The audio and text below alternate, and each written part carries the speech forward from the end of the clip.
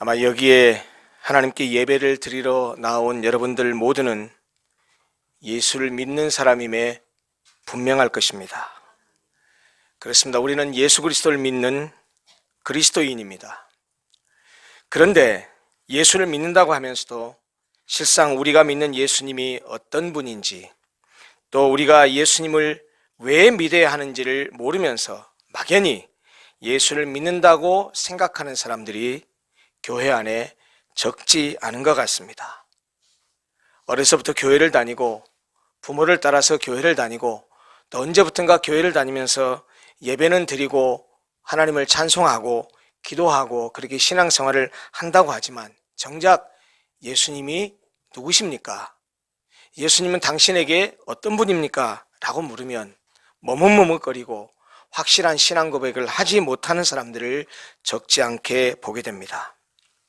우리가 지금 요한복음에 나타난 예수님의 자기 계시적 선언들을 살펴보고 있는 이유는 예수님이 누구신지를 분명히 알고 우리가 믿는 신앙의 기초를 확실히 다지기 위함입니다. 그런 의미에서 우리가 지난주까지 살펴본 예수님의 자기 계시적 선언을 다시 한번 반복해서 되새겨 보려고 합니다. 첫 번째, 예수님은 생명의 떡입니다. 누구든지 예수님을 먹어야, 그의 흘리신 피와 찢기신 살을 먹어야, 그가 나를 위해 십자가에 죽어주신 구세주이심을 믿어야 생명을, 영생을, 구원을 얻을 수 있습니다. 둘째, 예수님은 세상의 빛이라고 말씀하셨습니다. 예수님은 흑암 가운데 있는 세상을 구원하기 위해 이 땅에 세상의 빛으로 오신 구세주입니다. 예수님은 어둠 가운데 있는 우리 죄인들에게 빛을 주시기 위해 오신 구원자이십니다. 어둠에 있는 죄인들은 빛이신 예수님을 믿어야만 구원을 받을 수 있습니다. 셋째, 예수님은 양의 문이라고 선언하셨습니다. 예수님은 어린 양과 같은 우리를 하나님의 우리에 들어가게 하는 양의 문입니다. 그러므로 하나님 나라에 들어가려면, 하나님 나라의 백성이 되고 구원을 받으려면 반드시 예수를 통해야만 합니다. 반드시 예수를 믿어야만 합니다. 넷째, 우리가 지난주에 봤던 말씀입니다. 예수님은 선한 목자입니다.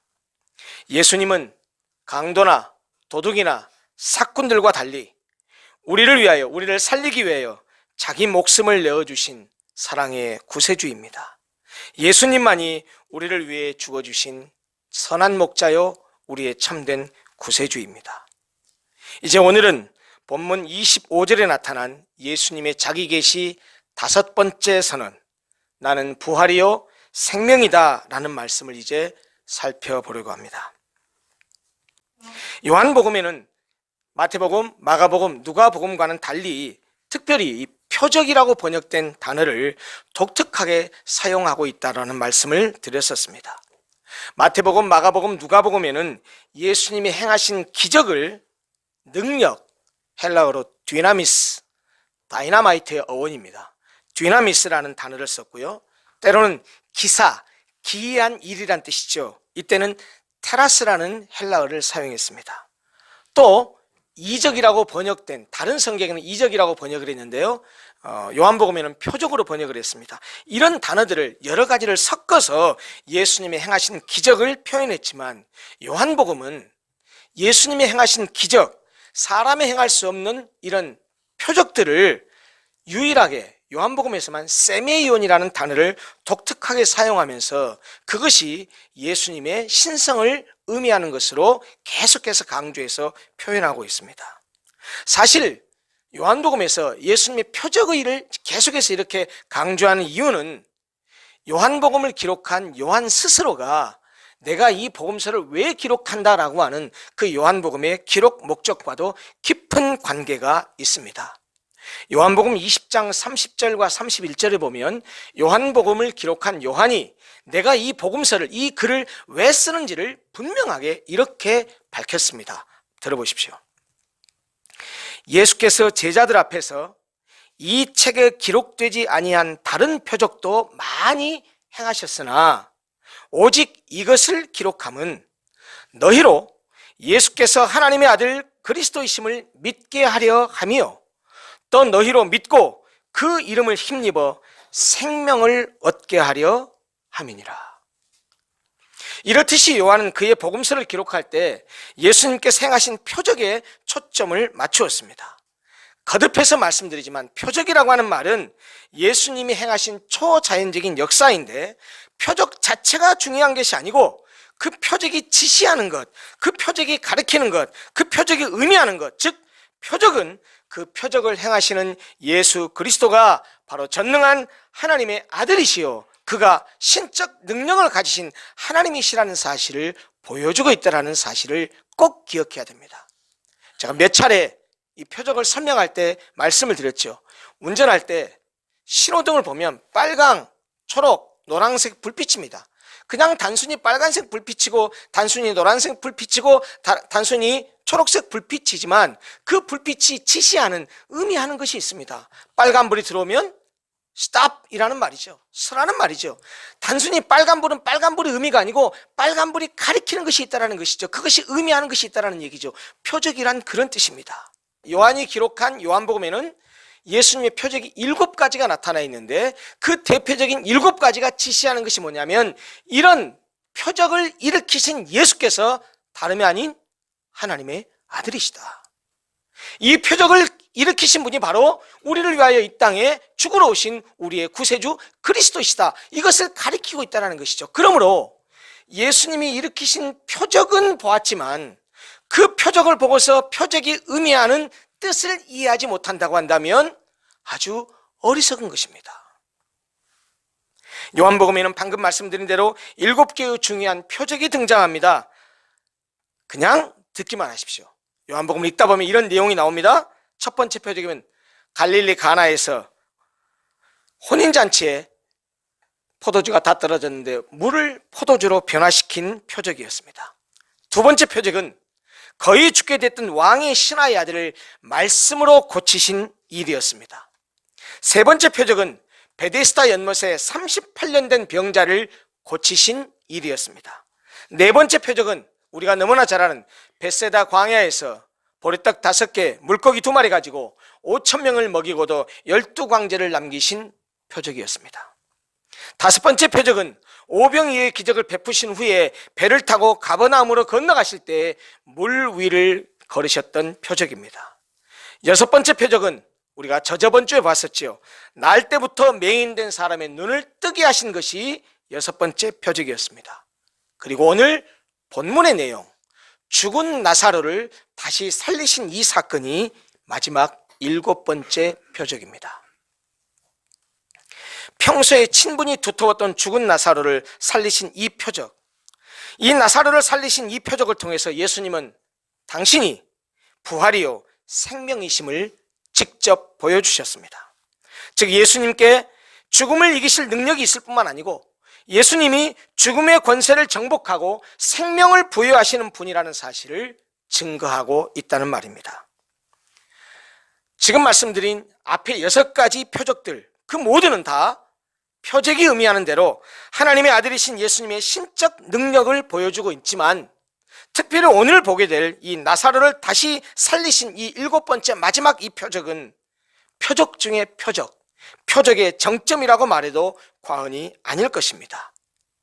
왜냐하면 사실은 나사로를 죽음에서 살리신 이 표적은 나사로를 죽음에서 살리신 것뿐만 아니고 죽은 자의 부활이 있다는 사실을 보여주셨었고, 그리고 장차 당신이 우리를 위해서 십자가에 죽으신 후에 당신이 나사로를 살리신 것처럼 죽음을 정복시키신 것처럼 예수님 자기 자신도 죽음을 이기시고 부활하실 것을 예고하고 있는 예고편과 같기 때문입니다. 이제 구체적으로 본문의 내용을 좀 살펴보려고 합니다. 본문의 지리적 배경은 베다니입니다. 베다니는 예루살렘에서 약 5리 정도 떨어져 있다고 하는데 정확히는 약 2.4km 정도 떨어져 있는 예루살렘에서 그리 멀지 않은 지역입니다. 그리고 본문에 등장하는 이 인물들은 마리아와 마르다 그리고 나사로 이 세 남매입니다.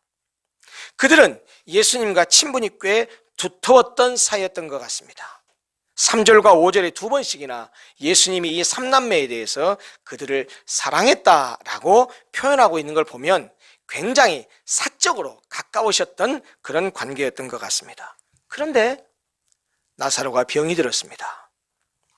누이들은 함께 그 자리에 예수님이 없었기 때문에 병든 나사로를 예수님이 고치실 것을 확신하고 멀리 떨어져 있는 다른 곳에 계신 예수님께 사람들을 보내서 나사로가 죽게 되었다고 그렇게 전가를 보냈습니다. 아마 나사로의 병이 위중했기 때문이었던 것으로 보입니다. 친분이 두터웠던 예수님이 빨리 와서 나사로의 병을 고쳐줄 것을 기대하고 사람들을 보낸 것이죠. 그런데 나사로가 병들었다는 전가를 받은 예수님의 반응이 너무 뜻밖입니다. 먼저 나사로가 죽을 병이 아니라고 말씀하십니다. 가보지도 않고. 그리고 나사로의 병은 하나님의 영광을 위하며 하나님의 아들로 영광을 얻게 하려 함이라고 알아듣지 못할 말씀을 하십니다. 두 번째, 예수님이 이상한 반응이 또 나옵니다. 다 죽어간다고 지금 그렇게 사랑하는 사람의 그 오빠 나사로가 죽어간다고 그렇게 전가를 받았는데 급하게 뛰어가도 부족할 텐데 예수님께서 곧바로 나사로에게 가지를 않습니다. 그 계시던 곳에서 이틀을 더 머물렀다고 성경이 말합니다. 게다가 나사로가 병들었을 때에 예수님이 거기 계시지 않았던 것을, 그들과 함께 계시지 않았던 것을 오히려 기뻐한다라고 하는 아주 참 이상한 말씀을 하십니다. 얘기가 진행되는 과정을 보면 또 의외의 반응을 하나 보이시는 것이 있는데, 그건 뭐냐면 나사로가 죽었다라는 것을 이미 알고 계신 듯한 말씀을 하십니다.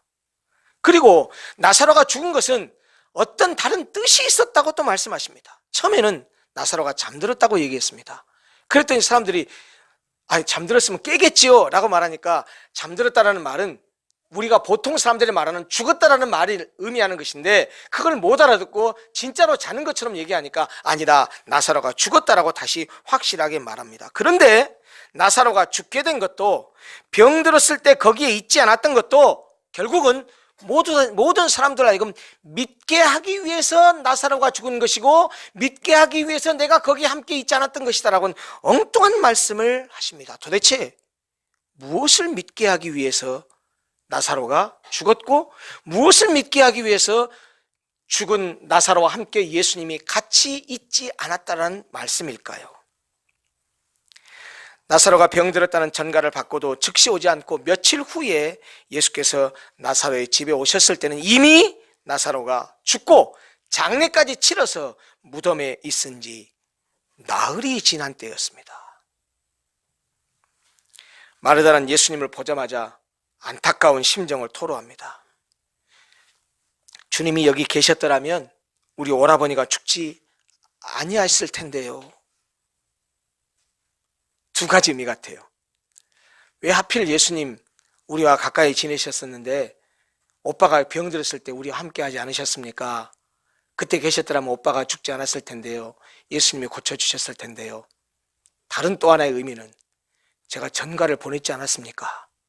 그럼 빨리 좀 오셔서 나사로 좀 낫게 해주시지 왜 이제 오셔가지고 우리 오빠 죽게 내버려 두셨습니까? 아마 이 말은 원망 섞인 말로 보입니다. 그렇지만 마르다는 희망을 놓지는 않았습니다.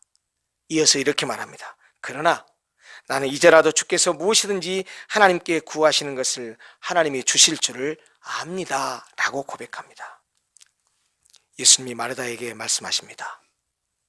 네 오라비가 다시 살아나리라. 이때 마르다가 다시 오라버니가 살아난다라는 이 말을 듣고 이렇게 대답했습니다. 마지막 날 부활 때에는 다시 살아날 줄을 내가 압니다. 아마 마르다는 부활 신앙을 가지고 있었던 것 같습니다. 근데 그 부활은 종말의 부활, 마지막 날에 우리 모든 사람이 다시 부활할 것이라는 사실을 이미 마르다는 믿고 있었던 것 같습니다.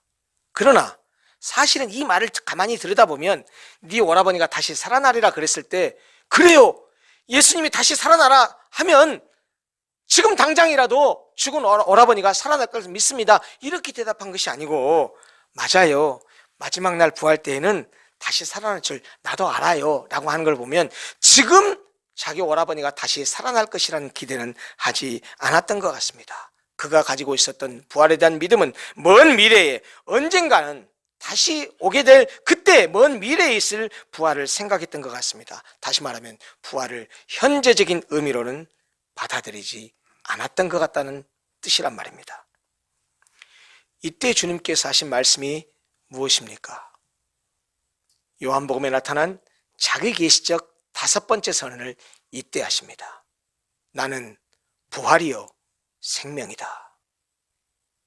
나는 부활이요 생명이다.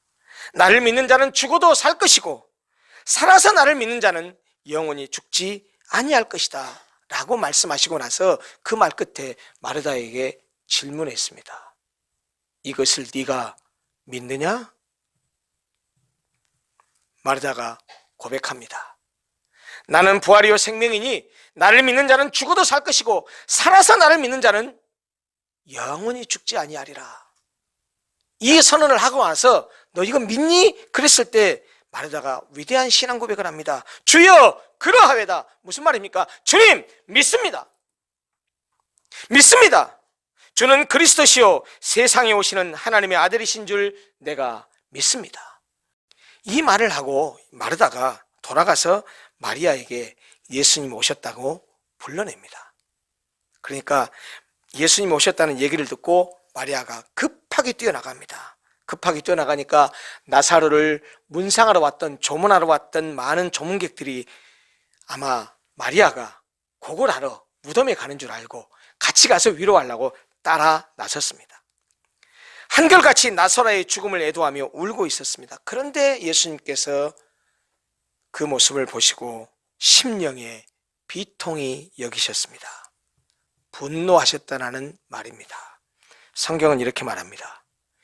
예수께서 그가 우는 것과 또 함께 온 유대인들이 우는 것을 보시고 심령에 비통히 여기시고 불쌍히 여기사. 심령에 비통히 여겼다는 말은 분노했다는 뜻입니다. 화를 내셨다는 말입니다. 그리고 동시에 불쌍히 여기셨다고 말합니다. 무슨 뜻일까요?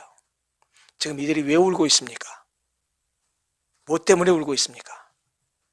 죽음 때문에 울고 있습니다. 죽음이 무엇입니까? 예수 그리스도는 죽음의 본질을 아셨기 때문에 죽음을 극복하지 못하고 죽음 때문에 울고 있는 그들 때문에 죽음이 죄의 결과라는 사실을 생각하시고 심령의 비통히 여기셨던 것입니다. 온 세상 사람들이 죄로 인해서 죽음을 이기지 못하고 죽음에 점령당하고 죽음에 정복당하신다는 사실을 보고서 마음에 통분히 여기셨던 것입니다. 이 세상을 고통과 사망 속에서 헤매이게 만든 어둠의 권세, 죽음의 권세, 이것에 대해서 비통함을 느끼셨다는 말입니다. 예수님께 나아간 마리아는 마르다와 똑같은 말을 합니다. 주께서 여기 계셨더라면 내 오라버니가 죽지 아니하셨을 텐데요. 아마 마르다도 그렇고 마리아도 그렇고 예수님의 능력에 대해서는 아마 분명히 믿고 있었던 것 같습니다. 그런데 이미 죽어버린 오라버니는 어찌할 수 없는 거 아닙니까? 이런 생각을 가지고 있었던 것 같아요. 예수님은 마리아를 따라서 나사로의 무덤에 갑니다. 돌을 옮겨 넣으라고 하십니다. 마르다가 말합니다. 주님, 죽은 지가 나흘 됐습니다. 이제 벌써 부패가 시작돼서 냄새가 납니다. 결국 돌을 옮겨 놓았습니다. 그때 예수님께서 하늘을 우러러 기도하십니다. 아버지여, 내 말을 들으신 것을 감사하나이다. 항상 내 말을 들으시는 줄을 내가 알았나이다. 그러나 이 말씀하옵는 것은 둘러선 무리를 위함이니 곧 아버지께서 나를 보내신 것을 그들로 믿게 하려 함이니이다. 여러분, 예수님의 기도의 내용은 이렇습니다. 자, 이 잠시 후에 이 기도를 마치시고 예수님이 하셨던 말씀이 뭡니까? 나사로야, 나와라. 나사로야 나와라. 여러분, 이거 얼마나 무식한 말입니까? 주변 사람들이 볼 때는 정말 무식하기 짝이 없는 말입니다. 왜요? 나사로가 지금 어떤 상태입니까? 죽어서 죽기만 했나요? 냄새가 나서 부패가 시작된 상태라고 말하는데, 그러면 들을 수 있습니까? 없습니까? 들을 수 없죠. 그런데 예수님이 나사로를 부른단 말이에요. 이런 무식한 말이 어디 있습니까? 그런데 예수님이 나사로야 나오라라고 말씀하셨는데, 그 말씀을 그렇게 하실 건데 왜 이 말을 하느냐? 예수님이 이렇게 지금 하나님께 기도한단 말이에요. 아버지여, 내 말을 들으신 것을 감사하나이다. 무슨 말입니까? 나사로야 나오라 그러면 나사로가 나오게 할 것이란 것을 내가 믿습니다. 감사합니다. 항상 내 말을 들으시는 줄을 내가 알았습니다. 그러나 이 말씀하옵는 것은, 내가 소리를 쳐서 나사로야 나오라라고 말하는 것은 이 둘러선 무리를 위함이니, 둘러선 무리에게 뭐하게 하기 위해서요? 나사로야 나오라 하면 지금 죽은 지 나흘이 돼서 썩은 냄새가 나는 나사로가 정말 다시 살아서 나오는 걸 보면, 아, 내가 이 명령을 해서 나오는 걸 보면 내가 바로 하나님이 보내신 메시아요, 하나님의 아들이시라는 사실을 이 사람들이 믿을 수 있겠기 때문에 내가 하나님께 기도합니다. 내가 이렇게 말합니다. 내가 이렇게 말을 하지 않더라도 살아라 그러면 다시 살아나올 수 있지만, 이 말을 하는 것은 이 말을 통해서 주변 사람들이 내가 그리스도임을, 내가 하나님의 아들이심을 믿게 하기 위함입니다 라고 기도합니다. 그러고서 나사로야 나와라. 나사로가 수족을 배로 동인 채로, 그 얼굴은 수건에 쌓인 채로 걸어 나옵니다.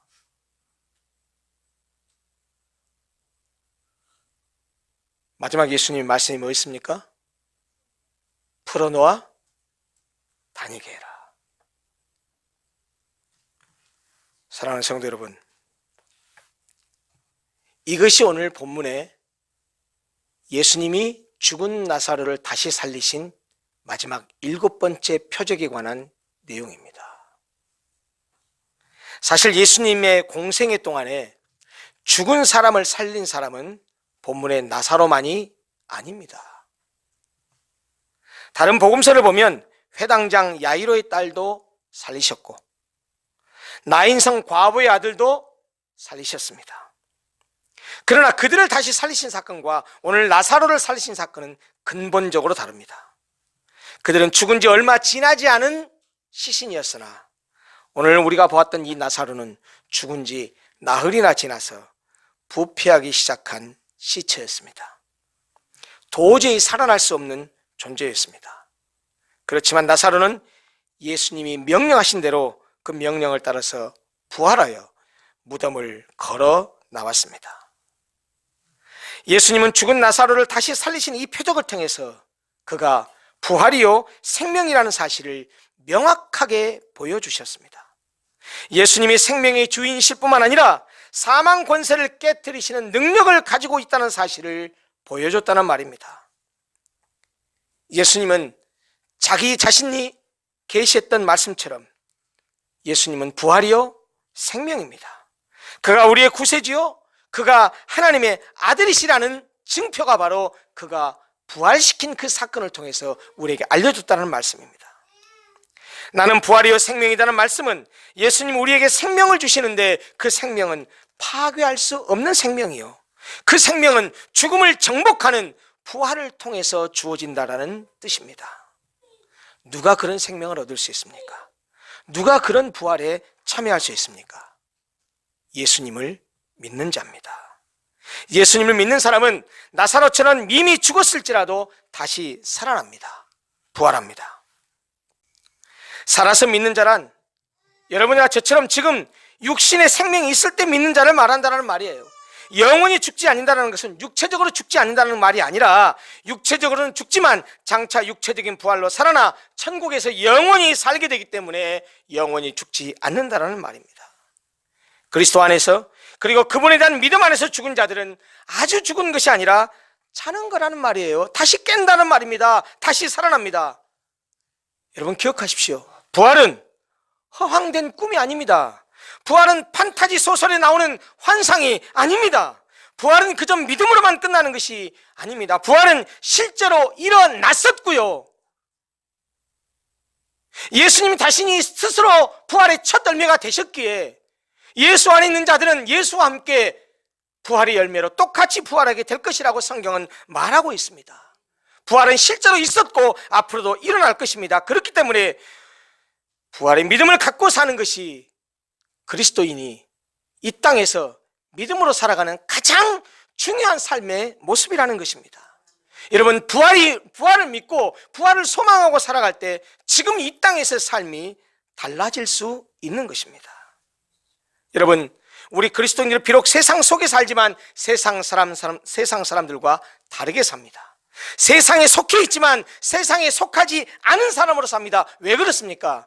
우리의 시민권은 저 하늘나라에 있기 때문에 우리가 마치 잠시 나그네처럼 이 땅에 살 뿐이지 우리가 영원히 이 땅에 살 것이 아니기 때문에 우리가 이 땅에 살다가 죽어도 다시 저 하늘나라에서 깨울 것이기 때문에 그 부활의 소망 때문에 우리가 세상 속에 살아도 세상 사람과 달리 사는 것이고 세상 사람과 섞여 살아도 세상 사람들과 같은 가치관 속에서 살지 않는 이유라는 것입니다. 인간을 가장 짓누르는 불안과 공포가 무엇입니까? 죽음입니다. 누구도 피할 수 없기 때문입니다. 더구나 언제 어떻게 올지 모르기 때문입니다. 그러나 그리스도 안에 있는 자는 죽음을 두려워할 필요도 없고 죽음 때문에 불안할 필요도 없습니다. 왜요? 우리는 이미 죽음을 해결한 자들이기 때문입니다. 20세기 유럽에서 횡행했던 철학이 소위 실존 철학이라는 것입니다.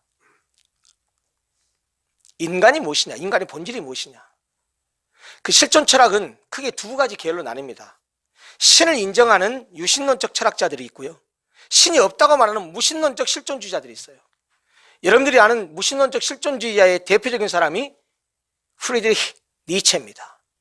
그리고 하이데거, 이런 사람들은 신이 없다고 말했던 사람입니다.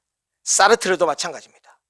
그러나 신이 있다고 생각하는 그런 실존주의자들도 있습니다. 칼 야스퍼스, 주엘렌 키에르케고르, 이런 사람들은 유신론적 실존 철학자들입니다. 그런데요, 무신론적 실존 철학의 대표자라고 말할 수 있는 이 하이데거가 인간을 이렇게 말했습니다.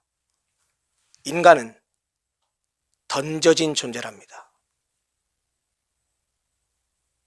여러분, 그렇죠? 우리는 던져졌습니다. 근데 문제는 뭐냐? 신이 없다고 생각하니까 하이데거는 이렇게 말해요. 인간은 던져졌는데 언젠가 깨서 보니까 태어나져 있고 살아가고 있는 거예요. 세상에 던져졌어요. 그런데 왜 던져졌는지, 누가 던졌는지를 모른다라는 거예요. 우리는 알죠? 그리고 우리는 던져졌어요. 누가 던졌습니까? 누가 이 세상에 던졌습니까? 하나님이 던졌어요. 왜 던졌습니까? 던진 목적과 이유가 다 있습니다. 우리를 그냥 던지지 않으셨습니다. 사명과 소명을 주시고 이 땅에 던지셨습니다. 그런데 하나님을 외면하는 사람들은 이 사람이 던져진 존재는 분명한데 왜 태어난지를 몰라요. 누가 던졌는지도 왜 던져졌는지도 몰라요. 그러면서 인간의 실존을 가장 위협하는 것이 뭐냐? 불안이랍니다. 불안. 여러분, 두려움과 불안의 차이가 뭔지 아십니까? 공포와 불안. 두려움과 공포는 대상이 있습니다. 무엇 때문에 두렵습니다. 무엇 때문에 공포스럽습니다. 그런데 불안은요, 어쩐지 불안합니다. 그냥 불안합니다. 불안의 이유를 모릅니다. 근데 하이데거가 그랬습니다. 불안의 궁극적인 이유가 뭐냐? 죽음 때문이래요. 죽음 때문에 인간이 불안하다는 거예요. 그러면서 철학적으로 재밌는 말을 했습니다. 인간은 어차피 던져진 존재고 죽음 때문에 불안해한 존재고, 하이데거가 한 유명한 말이 있잖아요. 인간을 정의할 때 이렇게 말했습니다. 실존주의적으로. 인간은 죽음에 이르는 존재다. 인간은 실존적으로 죽음에 이르는 존재다. 살아가면서 몇 년을 살지, 어떤 사람으로 살지, 떵떵거리고 살지, 부자로 살지, 가난한 사람으로 살지, 유식한 사람으로 살지, 무식한 사람으로 살지 모르지만 인간은 궁극적으로 어디에 도달해요? 죽음에 도달해요. 반드시 반드시 도달할 죽음 때문에 사람이 불안해한다는 거예요. 여러분, 이것이요, 모든 인류가 해결하지 못한 궁극적인 문제입니다. 죽음의 문제는. 그러면서 그가 그렇게 말했습니다. 죽음을 선취해라. 죽음을 미리 가져라. 가져집니까?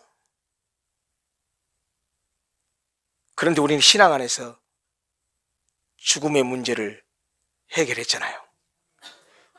죽음의 권세를 넘어섰잖아요. 죽음을 극복한 사람이잖아요.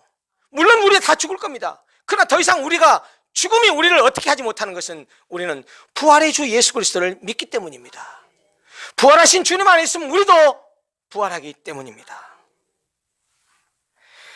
그리스도 안에 있는 자, 그리스도를 믿는 자, 여러분과 저는 절대로 죽음을 두려워하거나 죽음을 공포스럽게 생각할 필요가 없다는 말입니다. 사랑하는 성도 여러분, 생명과 죽음의 주인 주님이신 그리스도께서는 아직도 우리를 위해서 자신에게 오라고 초청하십니다. 죽음은 우리 모두에게 불가피한 것이지만 나사로를 다시 살리심으로써 그리스도께서는 부활과 생명이심을 직접 보여주셨습니다. 그뿐만 아니라 그 자신이 우리 죄인들을 위해서 십자가에 친히 죽으시고 죽음을 이기고 부활하셨습니다. 부활의 첫 열매가 되셨습니다. 그리고 자신의 죄를 회개하고 그분을 구주요 주님으로 믿는 모든 사람에게 그 부활과 생명을, 영원한 생명을 나누어 주셨습니다. 두 손 들고 항복하듯이, 전쟁에서 나 졌습니다 투항하듯이, 그렇게 부활이요 생명이신 그리스도의 초대에 응하여서 자기를 포기하고 자신의 자아의 죽음을 선언하고 그리스도께 나아가는 것은 분명히 자신의 죽음을 선언하는 것이지만, 자신의 독립권을 포기하는 것이지만, 여러분 기억하십시오. 주님 앞에 손들고 나아가는 그 죽음의 선언은 영원히 사는 것의 출발입니다. 죽어야 사는 역설입니다. 그리스도 안에 죽지 않으면 그리스도 안에서 절대로 살 수 없다는 말입니다. 예수께서 죽은 자를 살리신 것과 같이 예수 안에 거하는 모든 자들에게 생명을 주시는 구원자십니다. 예수께서 세상에 오신 궁극적 목적이 바로 이것입니다. 우리에게 생명을 주시기 위해서. 사랑하는 성도 여러분, 우리가 믿는 예수 그리스도는 부활의 주님입니다. 우리가 믿는 예수 그리스도는 생명의 주님입니다. 우리가 믿는 예수 그리스도는 부활이요 생명입니다. 예수 안에 있는 우리는 죽어도 죽는 것이 아니라는 말입니다. 말씀을 마치겠습니다. 예수님 좀 빨리 좀 오시지 왜 이제 오셨어요? 우리와 함께 계셨더라면 오라버니가 죽지 않았을 텐데. 아니다 마르다야, 네 오빠가 다시 살아날 거야. 예, 세상 끝에는 모든 사람이 부활할 걸 믿습니다. 나도 압니다. 내가 그 말하는 게 아니야.